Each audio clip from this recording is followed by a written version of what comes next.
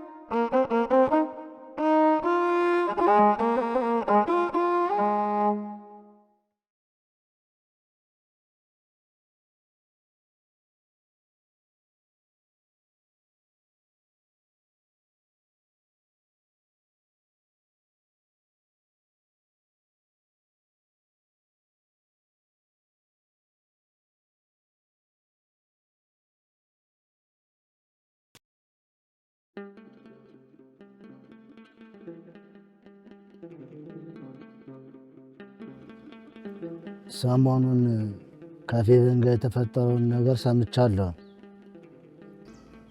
ተቃዋሚዎቹ በውጭ ነው ከሚያነሱት በላይ አንተና ጓደኞች እያነሳችሁ የምታስተባበሩትን ሀሳቦችን ከመምህራኑ አልፎም እኔ ጆሮ ከደረሰ ሰነባብቷል። ከሁሉ ደግሞ እንደ ግርም ያለ ነገር የዚህ ሁሉ አስተባባሪ ደግሞ አንተ ሆነ መገኘት ነው። ለጥያቄያችሁም መልስ ሳይሰጣችሁ እንዳልቀረም አስተውያለሁ። ልክ ብንሆንም ባንሆንም ተቀበሉ ማለት ግን ጤነኝነት አይደለም። አሁን ጥያቄ የሆኑብን ሀሳቦችን በሙሉ አንድ ባንድ ሰብስበህ ዘልህ እንድትመጣ መሞገት ከፈለክም የምትሞግተው መምህር አገናኛለሁ። ለጥያቄዎቹ ሁሉ መልስ እስከምታገኝ ድረስ መልካም የሆነ መምህር አገናኛለሁ። ጥሩ አድርጎ ይመልስልሃል። እርሱ ጋር ሄደን ጥያቄዎች ሁሉ መልስ አግኝተው ልብ ሲያርፍ ግን ያኔ ሁለት ልቦና ሆነ ለቆየባቸው ጊዜያቶች እግዚአብሔርን ያሳዘንክበትን ይቅርታ ትጠይቃለህ። ራስህንም ለንስሐ ታዘጋጅና ንስሐ ትገባለህ። በሉ እሷንም እንግዲህ ይቅርታ ትጠይቃትና የጀመራችሁትን የቅድስና ስራ ካቆማችሁበት ትቀጥላላችሁ። በል ተነስና አሁን አንስ።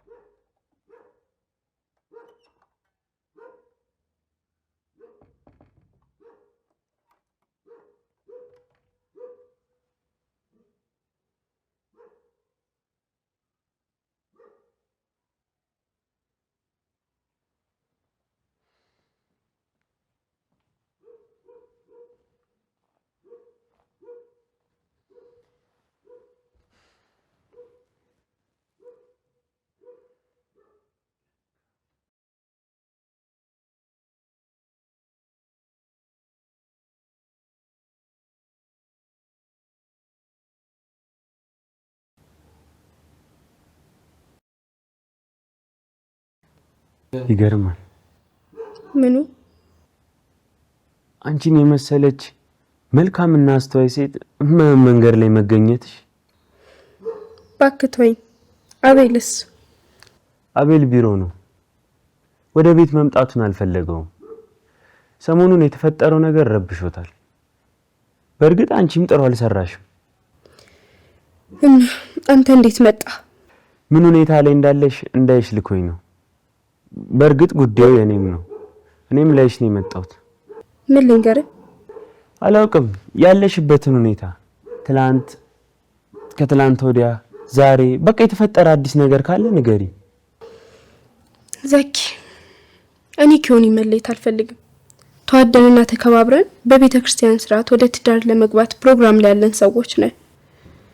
ነገር ግን ሃይማኖትን ሊያስክድ ወይንም ከቤተ ክርስቲያን ሐሳብ ወጥቶ እኔን ተባባሪው ሊያደርገኝ ከሚችል ሰው ጋር አንድ ልሆን አልችልም።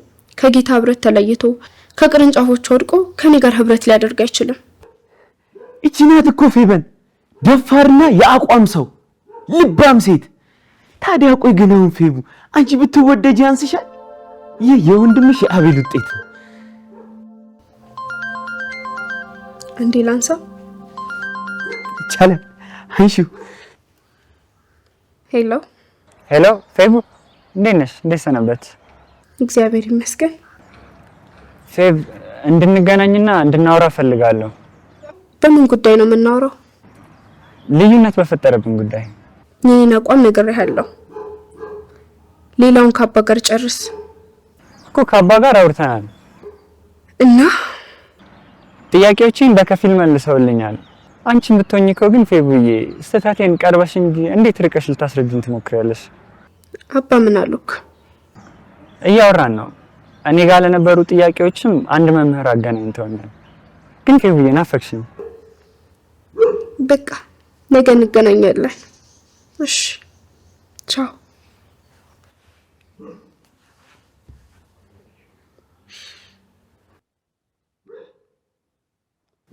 እሱ ነው። እግዚአብሔር ይመስገን።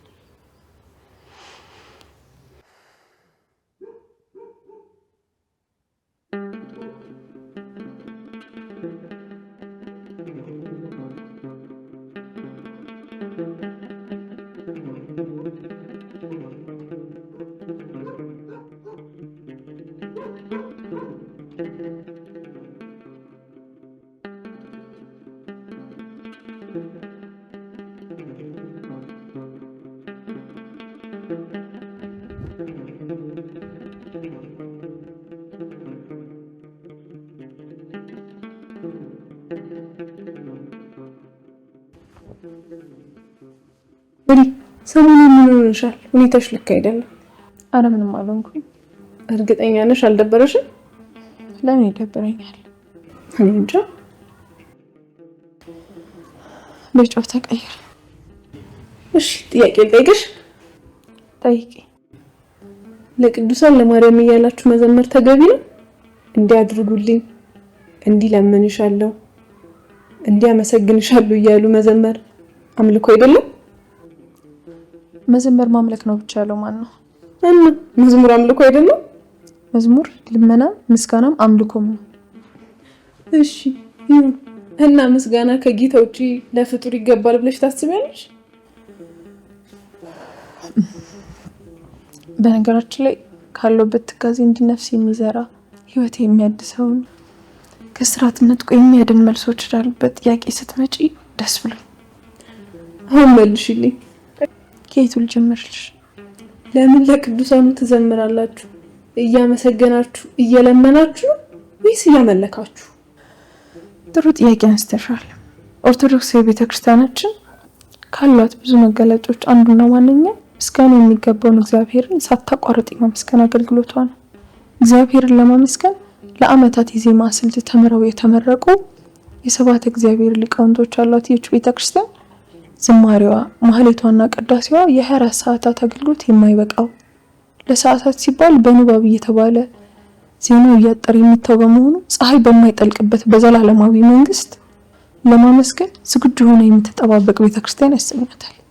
ከዚህ እንደ ባህር ጥልቅ ከሆነው ስብሐተ እግዚአብሔር ጋር የእግዚአብሔር ቅዱሳንንም በሰፊው ታመሰግናቸዋለች። ምስጋና የባህሪ ገንዘቡ የሆነው እግዚአብሔር ከሆነ ፍጡራን ለሆኑ ሰዎች ለመላእክትና ለማርያም የሚዘመረው መዝሙርና የሚቀርበው ውዳሴ ተገቢ ነው? ለቅዱሳን መዘመር ከመጽሐፍ ቅዱስ አንጻርስ ተገቢ ነው ትያለሽ? ይህን ጥያቄ ለመመለስ በመጽሐፍ ቅዱስ ወደር የማይገኝለት ዘማሪ ጋር እንሂድ። በመጽሐፍ ቅዱስ በስሙ 150 መዝሙራት የተጻፉለት ራሱ 87 መዝሙራትን የዘመረና በስሩ ያሉ መዘምራን ደግሞ አብረውት ብዙ መዝሙራትን የዘመሩበት የዝማሬ ባለጠጋ ንጉስ ዳዊትን ለፍጡር ምስጋና ይገባል ብለን እንጠይቀው። ፈጣሪ እንደ ልቤ የሚለው ቅዱስ ዳዊት የመጀመሪያ መዝሙሩ ምስጉን ነው፣ በክፎች ምክር ያልሄደ፣ በኃጢአተኞች መንገድ ያልቆመ፣ በዋዘኞች ወንበር ያልተቀመጠ ብሎ ይጀምራል። ተመልከች፣ ዳዊት በዚህ ዝማሬው ምስጉን ነው ያለው ፈጣሪ ወይስ ፍጡርን? እግዚአብሔር ነው እንዳለን በእግዚአብሔር ሕግ ደስ ይለዋል ይላል። ስለዚህ ዳዊት ዝማሬውን የጀመረው በክፎች ምክር ላልሄደ፣ በኃጢአተኞች መንገድ ላልቆመ፣ በዋዘኞች ወንበር ያልተቀመጠን ሰው በማመስገን ነው ማለት ነው። ወደ መዝሙሩ ስንገባ ዳዊት ምስጋናውን ሰፋ አድርጎ ለቀኖች ምስጋና ይገባቸዋል፣ ለችግረኛ የሚያስብ ምስጉን ነው፣ አንተ የመረጥከው በአደባባዮችም ለማደር የተቀበልከው ምስጉን ነው፣ እግዚአብሔር አምላክ የሆነ ሕዝብ ምስጉን ነው፣ እልልታን የሚያውቅ ሕዝብ ምስጉን ነው እያለ ከግለሰቦች አልፎ ሕዝብን ሲያመሰግን እናገኘዋለን። ከሁሉ የሚደንቀው ደግሞ መተላለፉ የቀረችለት ኃጢአቱ የተከደነችለት ሰው ምስጉን ነው የሚለው ነው። ኃጢአቱን እግዚአብሔር ይቅር ያለውና በደሙም የሸፈነለት ሰው በታላቁ ዘማሪ በዳዊት መዝሙር ከተዘመረለት በሐሳብ እንኳን ኃጢአትን ስላልሰራችሁ ድንግል ምን አይነት መዝሙር ይዘመረላት ይሆን? ንጉስ ዳዊት ሕይወት ላላቸው ነገራቶች ብቻ ዘምሮ አላቆመም።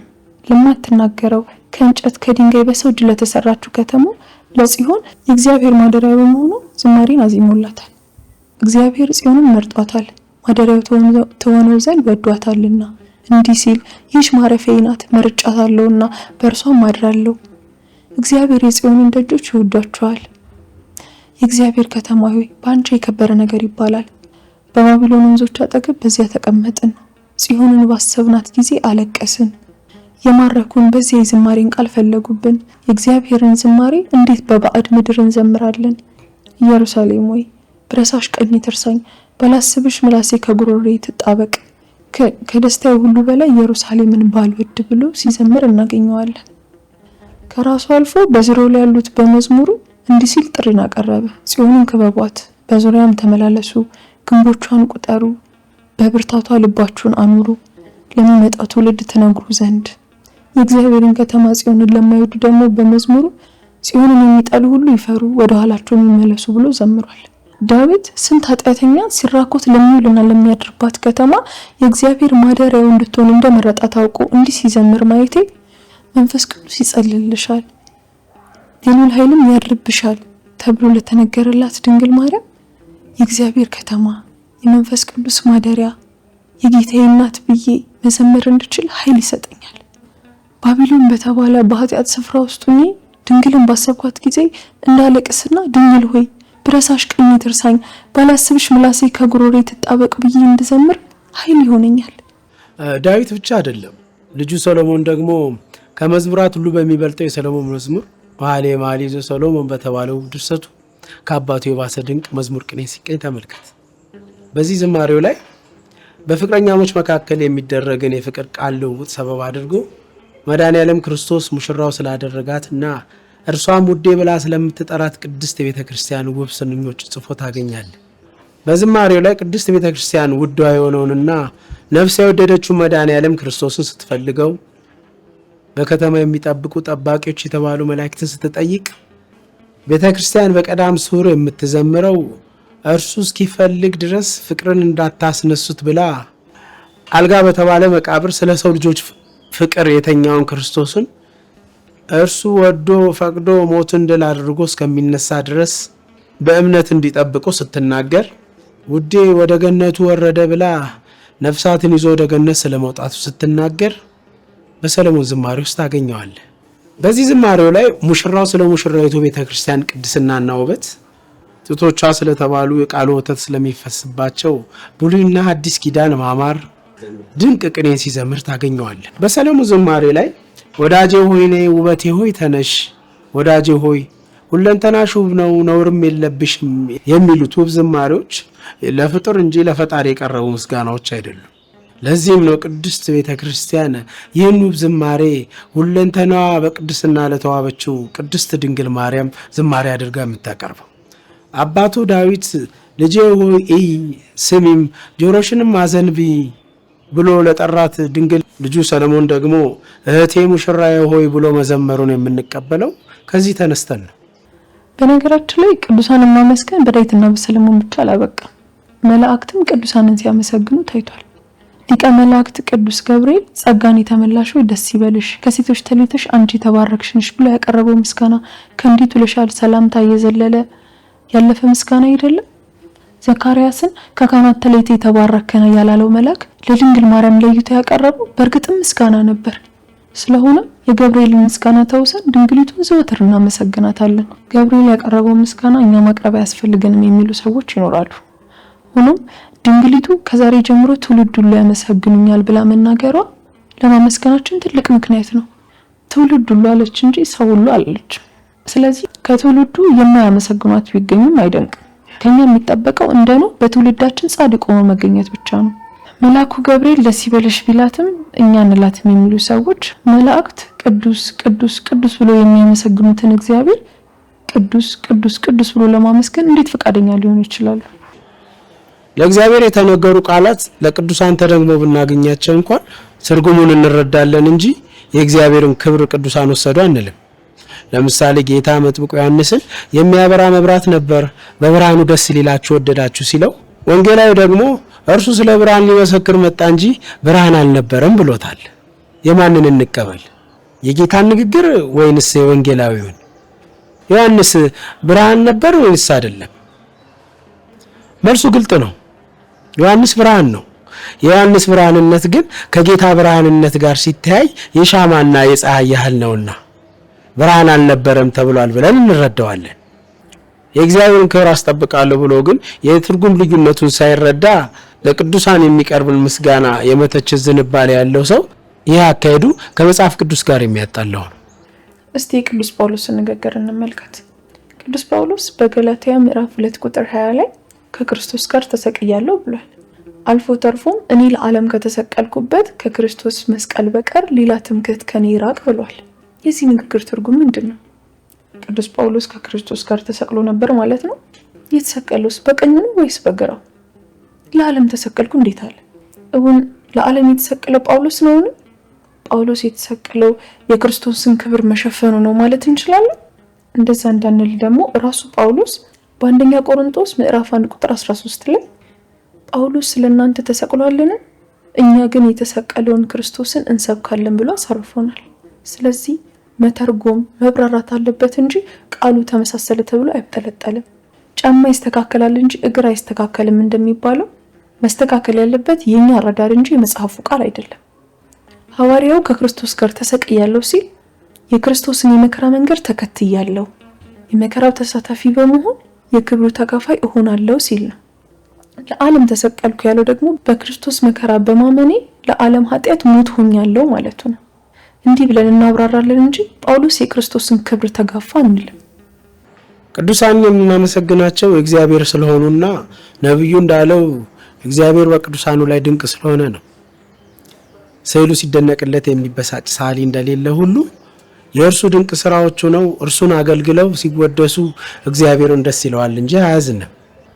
ጠርሙስ ሰብራ ሽቱን በእግሩ ላይ ላፈሰሰችለት ሴት ወንጌል በሚነገርበት ስፍራ ሁሉ ያደረገችው ነገር ለእርሷ መታሰቢያ ይሆናል ብሎ የተናገረ ጌታ አንገታቸው ተሰብሮ ደማቸውን ስለ ስሙ ስላፈሰሱ ቅዱሳን በዓለም ሁሉ ቢነገርና ቢዘመር የሚከለክል አይደለም። ምስጋና እንኳን ለቅዱሳን በሃይማኖታችን ከጸናን ለኛ ለደካሞችም አልተከለከልንም። በቆላስያስ ምዕራፍ 2 ቁጥር 7 ላይ እንዲህ ተብሎ ተጽፏልና ስር ሰዳችሁ በእርሱ ታነጹ፣ እንደተማራችሁም በሃይማኖታችሁ ጽኑ፣ ምስጋናም ይበዛላችኋል ተብሎ ተጽፏልና። እሺ ቆይ አንቺ ጠራሻችሁ እነሱ ይሰሙኛል ብለሽ ታስቢያለሽ? በሚገባ አይደለም። አሁን በአዲስ ኪዳን ዘመን ይቅርና ጌታ ስለ ኃጢአታችን ሳይሰቀል ሳይሞትና ሞትን ድል አድርጎ ሳይነሳ በፊት ሳኦል ንጉስ በነበረ ዘመን ስልጣኔን ዳዊት ሊቀማኝ ነው በሚል ጭንቀት ቀጣይ የሚፈጠረውን ነገር ለማወቅ መናፍስት ጠሪዎች ጋር በመሄድ ሳሙኤልን አግኝቶ አናግሮታል። ተመልከች፣ አንድ ተራ መናፍስት ጠሪ በስጋ በዚህ ምድር የሌለ ሊያው በብሉይ ኪዳን ዘመን ጠርቶ ነቢይ ሳሙኤልን ማናገር ከቻለ ሳሙኤልም ቀጣይ ጣፈንታውን ነግሮት መሄድ ከቻለ ከዚህ ከሞት ወደ ህይወት ከጨለማ ወደ ብርሃን በመጣንበት በአዲስ ዘመን ቅዱሳንን መጥራትና ለምኑልን ማለት እንዴት አይቻልም? እንዴትስ አይሰሙንም ልንል እንደፍራለን? ምን እንደዚህ የሚል ጥቅስ ያለው አንደኛ ሳሙኤል ምዕራፍ 28 ከቁጥር 8 እስከ 20። ቀላል ጥያቄ ልጠይቅሽ፣ ከመናፍስት ጠሪ ይሻላል ብለሽ ታምኛለሽ እንዴ? አሁን ምን ጥያቄ ያለው? መናፍስት ጠሪ ያደረገውን አንቺ በንጹህና በእውነተኛ እግዚአብሔር መንፈስ ልታደርጊው ትችያለሽ? አመል አስተዊ እኛ ቅዱሳን ጻድቃንና ሰማዕታት ድንግል ማርያምንም ጨምሮ ስንጠራ እንደሚሰሙን አምነን ኃጢአተኛና በደለኛ ነን ብለን እናንተ ክርስቶስ ኢየሱስን መስላችሁ ተጋድላችሁን የጨረሳችሁ ሆይ እባካችሁ ለምኑልን፣ አስታርቁን፣ ይቅር በሉን እያለን ይቅር እንዲልን እንማጸናቸዋለን። ኮናኝና ጽዳቂ ግን እግዚአብሔር። ቆይ ልጄን ይቻት ልምጣ። ትቻት ረጅም ሰዓት ተቀመጥኩ። በዛው እያሰላሰልሽ